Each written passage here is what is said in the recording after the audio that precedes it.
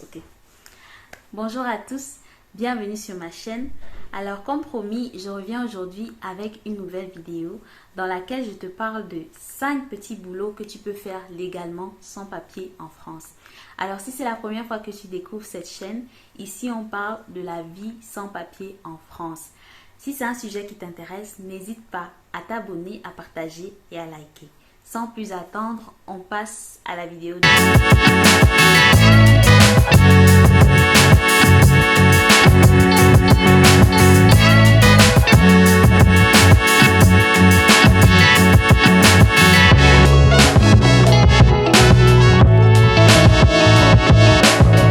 Aujourd'hui, je vais te proposer 5 petits boulots que tu peux faire en France légalement sans papier. Alors le premier petit boulot que je te propose, c'est en fait de proposer des services en ligne.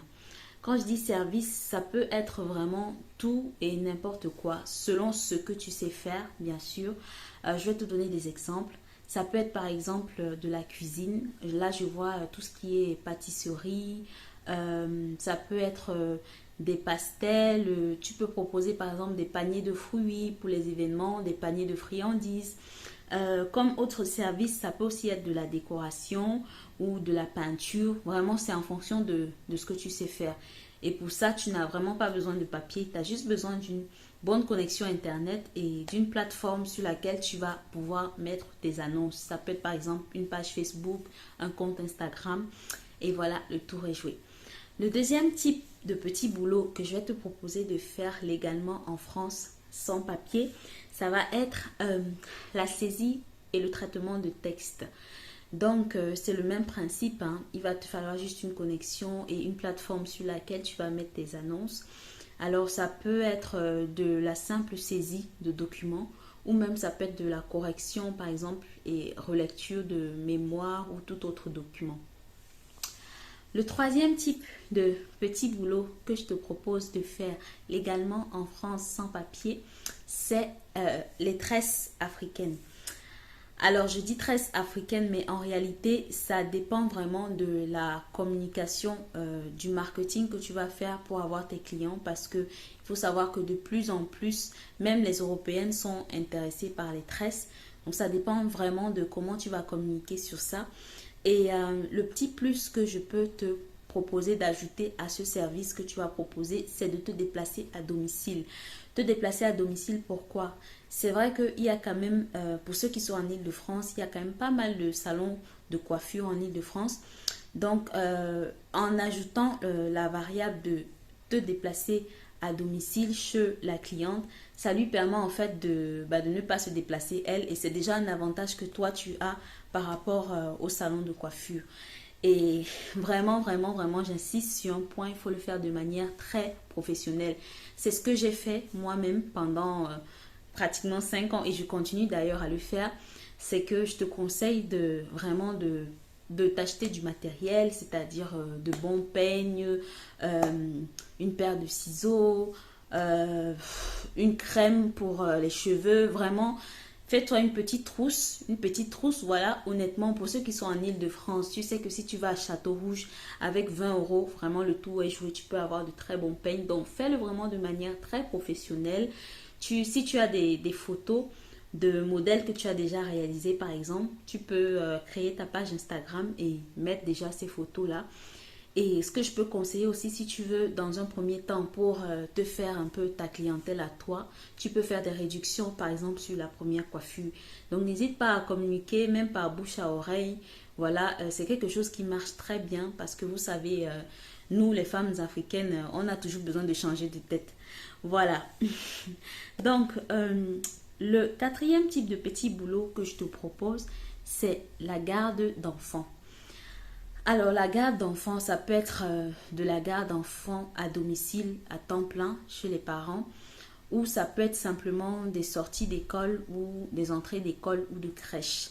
Donc là, c'est un peu plus délicat parce qu'il va falloir que tu gagnes la confiance des parents parce qu'il faut savoir que tu es quand même sans papier. Donc, c'est pas évident forcément pour le parent de se dire que je vais confier mon enfant à cette personne-là. Mais ça va vraiment dépendre de comment tu te vends en fait et de comment tu te présentes devant les parents. Vous savez que garder les enfants, c'est aussi quelque chose qui peut être vraiment très intuitif. La maman va te voir et tu lui inspires confiance et voilà, elle va décider de faire un essai avec toi. Et il faudra aussi que tu rassures les parents parce que c'est parfaitement légal. Et si tu as un passeport, c'est possible, pardon, pour les parents de te déclarer. Donc, il va falloir aller sur la plateforme Page Emploi et normalement, le parent doit y créer un compte et il va pouvoir là-dessus te faire des fiches de paye et voilà, te payer. Donc, c'est quelque chose qui se fait, c'est très courant, sauf que tout le monde n'est pas forcément au courant, mais c'est parfaitement légal. Voilà, il va falloir juste rassurer les parents par rapport à ce point-là. Et le dernier type de petit boulot que je te propose de faire sans papier légalement en France, c'est la vente en ligne. Voilà, la vente en ligne. Pour ceux qui ont la fibre commerciale, c'est quelque chose que vous pouvez faire aussi. Tout ce qui est dropshipping, voilà, vente de, je sais pas moi, de vêtements, de mèches. Ça dépend vraiment de ce sur quoi vous voulez vous positionner. Donc, voilà un peu les 5 petits boulots que je voulais partager avec vous qu'on peut faire légalement en France sans papier. J'insiste vraiment sur le terme légalement parce que il faut savoir que sur cette chaîne, je n'encourage pas l'immigration clandestine. Non, pas du tout, pas du tout, pas du tout. Et pour ceux qui ont regardé un peu mes premières vidéos, mon histoire en fait c'est que je suis arrivée légalement sur le territoire français, mais malheureusement je n'ai pas pu renouveler mes papiers. Donc mon message ici s'adresse vraiment aux gens qui sont déjà sur place et qui entre guillemets n'ont pas le choix. Donc je n'encourage vraiment pas l'immigration clandestine. Si vous êtes encore au pays et que c'est quelque chose que vous avez en tête, vraiment, s'il vous plaît, c'est pas la chose à faire, c'est pas la chose à faire. Par contre, si vous êtes déjà sur le territoire et que vous n'avez pas les papiers, bah, ne vous dites pas aussi que c'est une fatalité. Voilà, je vous ai dit, il y a des moyens de travailler, il y a des moyens de travailler et de le faire légalement. Parce que je sais qu'il y a beaucoup de solutions qui sont proposées, mais souvent c'est du faux, souvent c'est des trucs pas très clairs, des trucs pas très propres, des trucs qu'on n'a pas envie de faire en fait. Donc moi je veux vraiment partager ici des solutions, des solutions qui vont être pratico-pratiques, mais surtout des solutions légales, entre guillemets, des solutions que vous allez mettre en œuvre et qui vont vous permettre de rester digne, si je peux dire ça ainsi. Donc voilà, n'hésitez pas à mettre en commentaire aussi si vous avez d'autres idées de petits boulots qu'on peut faire sans papier légalement en France. Et moi, je vous dis à bientôt avec une nouvelle vidéo. Merci.